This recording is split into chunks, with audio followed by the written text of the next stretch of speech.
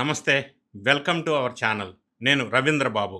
ఈ video purely non political, informative, educational ఒక video కింద దీన్ని చూడాలి. ఎందుకంటే ఈ వైద్య శాస్త్ర రంగంలోనే ఒక చారిత్రాత్మకమైనటువంటి తీర్పు ఢిల్లీ హైకోర్టు ఇచ్చింది. ఆ తీర్పు నేపథ్యంలో ఇది ఒక సంచలనమైన తీర్పుగా పరిగణిస్తున్నారు. ఈ వైద్య శాస్త్ర రంగానికి సంబంధించినటువంటిది. ఒక సోల్జర్, ఒక సైనికుడు కోమాలో ఉన్నటువంటి అతను చాలా సంవత్సరాల నుంచి కోమాలో ఉన్నారు.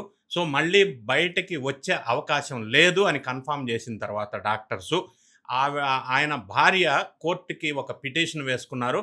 ఆ కోమాలో ఉన్న వ్యక్తి నుంచి వీర్య కణాలు సేకరించి, మరి దాని ద్వారా ఆమెకి గర్భధారణ వచ్చే విధంగా ఆదేశాలు ఇవ్వాలి అని చెప్పి ఒక పిటిషన్ వేసుకోవటం, ఢిల్లీ హైకోర్టు వాళ్ళు దాన్ని విచారించటం, ఇది first of it's kind judgement, ఒక చారిత్రాత్మక హిస్టారికల్ జడ్జిమెంట్గా మనం చూడవచ్చు. వైద్య శాస్త్రానికి సంబంధించి కోమాలో ఉన్నటువంటి మనిషి వీర్యం తీసి మరి ఆమెకి గర్భం దాల్చే విధంగా చేయటం అనేది ఒక పెద్ద సంచలనమైన తీర్పుగా వచ్చింది. దాని గురించి ఈ వీడియోలో విశ్లేషణ చేసే ప్రయత్నం చేద్దాం. వీడియో చివరి వరకు చూడండి. మీకు అనేకమైన అంశాలు తెలుసుకునే అవకాశం ఉంది, అది లీగల్గా కానీ మెడికల్గా కానీ. వైద్య శాస్త్రం నేడు యాక్చువల్గా చెప్పాలంటే అసాధ్యాలను సుసాధ్యం చేస్తూ ఉంది.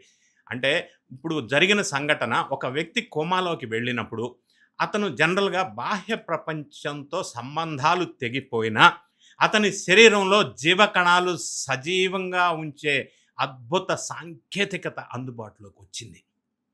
తాజాగా ఢిల్లీ హైకోర్టు ఇచ్చినటువంటి ఒక చారిత్రాత్మకమైన తీర్పు, ఒక మహిళకు తల్లి కావాలనే ఆశను చిగురింప చేయటమే కాకుండా కోమాలో ఉన్న వారి నుంచి కూడా వీర్య కణాలను, అంటే స్పెర్మ్, సేకరించవచ్చు అనే విషయంలో తీర్పు బాగా చర్చనీయాంశమైంది. కోర్టు ఇచ్చినటువంటి ఈ చారిత్రాత్మక తీర్పు ఏంటి అంటే, భారత సైన్యంలో పనిచేస్తున్నటువంటి ఒక జవాన్ గత కొంతకాలంగా కోమాలో ఉన్నారు.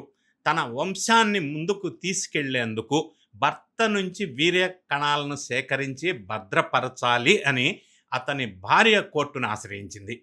దీనిపై విచారణ జరిపినటువంటి జస్టిస్ పురుషేంద్ర కుమార్ కౌరవ్, భార్యాభర్తలు ఇదివరకే ఐవీఎఫ్ ద్వారా సంతానం కోసం ప్రయత్నిస్తున్నందువల్ల భర్త రాతపూర్వకంగా అంగీకారం లేకపోయినా ఆమె హక్కును కాదనలేము అని స్పష్టం చేశారు. అసిస్టెడ్ రీప్రొడక్టివ్ టెక్నాలజీ యాక్ట్ 2021 ప్రకారం ఇది చెల్లుబాటు అవుతుంది అని ఒక చారిత్రాత్మక తీర్పిచ్చారు. అసలు ఈ సర్జికల్ స్పెర్మ్ రిట్రైవల్, ఎస్ఎస్ఆర్ అంటే ఏంటంటే, ఒక పురుషుడు కోమాలో ఉన్నప్పుడు సహజ సిద్ధంగా వీర్యాన్ని ఇచ్చే స్థితిలో ఉండడు, అది మనకు తెలుసు. అప్పుడు యూరాలజిస్టులు, అంటే మూత్రపిండ నిపుణులు, శస్త్రచికిత్స ద్వారా నేరుగా పునరుత్పత్తి అవయవాల నుండి వీర్య కణాలను సేకరిస్తారు. దీన్నే సర్జికల్ స్పెర్మ్ రిట్రైవల్ అంటారు. ఇందులో ప్రధానంగా 2 పద్ధతులు ఉన్నాయి మెడికల్ టెర్మినాలజీ ప్రకారం. పిఈఎస్ఏ అంటే పెర్క్యూటెనియస్ ఎపిడెర్మల్ ఆస్పిరేషన్. ఇది ఒక సన్నని సూది ద్వారా ఎపిడిడైమిస్, అండకోశం పైభాగంలోని నాళం నుంచి వీర్య కణాలని బయటికి తీస్తారు. ఇంకొక పద్ధతి ఏంటంటే టీఈఎస్ఏ, టెస్టిక్యులర్ స్పెర్మ్ ఆస్పిరేషన్. ఈ పద్ధతిలో నేరుగా అండకోశం కణజాలం, టిష్యూస్ నుండి సూది ద్వారా కణాలను సేకరిస్తారు. ఈ మొత్తం ప్రక్రియలను పేషెంట్కి నొప్పి తెలియకుండా ఎనస్థీషియా ఇచ్చి చేస్తారు ఈ 2 పద్ధతుల ద్వారా. ఇందులో సమయం చాలా కీలకం. కోమా లేదా బ్రెయిన్ డెడ్ స్థితిలో ఉన్న వారి నుంచి వీర్య కణాలు సేకరించటంలో ఈ టైం చాలా ఇంపార్టెంట్ ప్లే చేస్తుంది. వైద్యుల ప్రకారం ఆ వ్యక్తి అపస్మారక స్థితిలోకి వెళ్ళినా లేదా మరణించినా లేదా ప్రత్యేక పరిస్థితుల్లో 48 నుంచి 72 గంటల్లోపు ఈ ప్రక్రియ పూర్తి చేయాలి. సమయం పెరిగే కొద్దీ కణాల కదలిక, మొటిలిటీ తగ్గి అవి జీవించే అవకాశం క్షీణిస్తుంది. మరి ఇలా తీసిన ఈ స్పెర్మ్ని ఎలా భద్రపరుస్తారు అంటే, క్రయో ప్రిజర్వేషన్, అంటే వీర్య కణాలను సేకరించిన వెంటనే వాడాల్సిన అవసరం లేదు. వీటిని నైట్రోజన్ ట్యాంకులలో అత్యంత తక్కువ ఉష్ణోగ్రత దగ్గర గడ్ గడ్డలాగా కట్టించేసి ఫ్రీజ్ చేస్తారు. దీన్నే క్రయో ప్రిజర్వేషన్ అంటారు. ఈ పద్ధతి ద్వారా ఈ కణాలను కొన్ని దశాబ్దాల పాటు భద్రపరచవచ్చు. భార్య ఎప్పుడు సిద్ధంగా ఉంటే అప్పుడు వీటిని కరిగించి అంటే థావింగ్ ఐవీఎఫ్ ద్వారా గర్భధారణకి ఉపయోగించవచ్చు. అయితే జనరల్‌గా మనకు వెంటనే ఒక డౌట్ వస్తది. ఎంత ఖర్చవుతుంది అనేది క్వెషన్ వస్తది.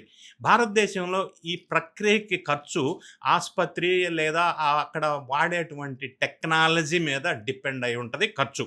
ఇప్పుడు మనం ప్రస్తావించుకున్నటువంటి పీఈఎస్ఏ లేదా టీఈఎస్ఏ ఈ ప్రాథమిక పద్ధతుల ద్వారా ఈ కార్యక్రమం జరిగితే సుమారుగా 25,000 నుంచి 50,000 రూపాయల వరకు ఖర్చు అయ్యే అవకాశం ఉంది.